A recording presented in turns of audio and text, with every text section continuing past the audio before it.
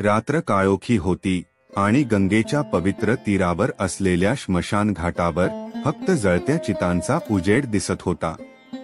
त्या ठिकाणी सामान्य माणसाचा पाय जिथे पडत नाही तिथे काही जण आपल्या साधनेत तल्लीन असतात। हे साधक कोण असतात? ते असतात अघोरी, एक अनोखा रहस्यमय पंथ जो शैव परंपरेशी जोडलेला आहे। अघोर पंथाचा उगम शैव परंपरेतून झाला आहे। भगवान शिव हे या पंथाचे अधिष्ठाता देव मानले जातात। शिवाचे 5 स्वरूप आहेत: सदाशिव, ईशान, वामदेव, रुद्र आणि अघोर। या 5 स्वरूपांपैकी अघोर हा अत्यंत गूढ मानला जातो। अघोर पंथाच्या साधकांना अघोरी म्हटले जातं। अघोरींच्या साधनेत शव म्हणजे मृतदेह हे केंद्रस्थानी आहे।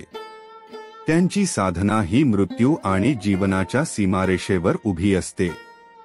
अघोरींना मानवी भावना जसन की भीती, मोह, द्वेष यांचा अडसर मानला जातो आणि या सर्व अडसरांवर विजय मिळवूनच ते त्यांच्या साधनेत पुढे जातात। अघोरी साधक 3 मुख्य प्रकारच्या साधना करतात। 1. शिवसाधना, भगवान शिवाच्या अघोर रूपाचा ध्यास घेत ध्यान आणि मंत्र जप करतात। 2. श्मशान साधना, श्मशानात चितांजवळ बसून किंवा शवाच्या आसपास साधना करतात। 3. शव साधना, मृतदेहाचा आधार घेत तांत्रिक क्रिया आणि ध्यान केले जातं। अघोरी मानतात की जीवनातल्या प्रत्येक गोष्टीत शिव आहे। मग ती वस्तू शुद्ध असो किंवा अशुद्ध, सजीव असो किंवा मृत। यामुळेच अघोरींना कोणत्याही गोष्टीची घृणा वाटत नाही। श्मशान हे अघोरींसाठी साधनेचं सर्वोच्च स्थान आहे, कारण तिथे मृत्यूची अनुभूती जवळून घेता येते। भारतात 4 श्मशान घाटांना अघोरी साधनेचं सर्वोच्च स्थान मानलं जातं। तारापीठ, तारापीठ हे काली मातेच्या तारा स्वरूपाला अर्पित आहे। येथे असलेल्या महाश्मशानात जळणाऱ्या चितांची अग्नी कधीच शांत होत नाही। इथं अघोरी साधक आपली तंत्रविद्या संपन्न करतात। कामाख्या पीठ, आसामातील कामाख्या पीठ तांत्रिक साधनेचं मुख्य केंद्र मानलं जातं। येथे देवी सतीच्या योनीचं दर्शन होतं। इथल्या श्मशानात अघोरी तंत्र क्रियांसाठी येतात। त्र्यंबकेश्वर, महाराष्ट्रातील त्र्यंबकेश्वर ज्योतिर्लिंगाजवळचं श्मशान अघोरींना तंत्र साधनेत वेगाने प्रगती देतं। उज्जैन, महाकालेश्वर, महाकालेश्वराच्या श्मशानात अघोरींनी तंत्र साधनेत अद्वितीय सिद्धी प्राप्त केली आहे। उज्जैनला तंत्रविद्या आणि साधनेचं अतुल्य स्थान मानलं जातं। अघोरींनी स्वतःसाठी एक कठोर जीवनशैली निवडलेली असते। ते सडणारे मांस, मृतदेहाचा भाग किंवा इतरांना अघोरी वाटणाऱ्या गोष्टींचं सेवन करतात।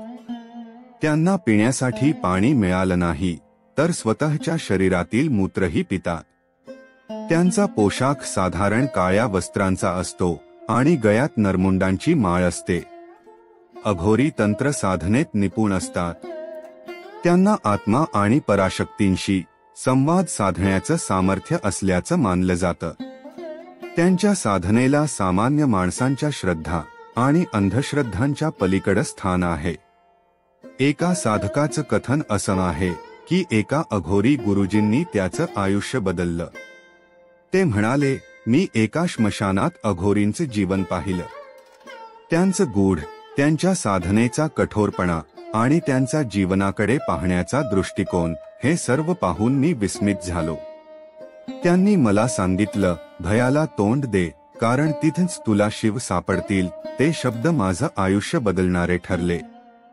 अघोरींचं जीवन आम्हाला गूढ वाटतं, पण ते शिवाशी तादात्म्य साधण्याचा सर्वोच्च प्रयत्न करतात। त्यांचा मार्ग कठीण आहे, परंतु त्यांच्या साधनेचा उद्देश पवित्र आहे। जगण्याचं सत्य जाणणं आणि शिवाच्या स्वरूपात विलीन होणं।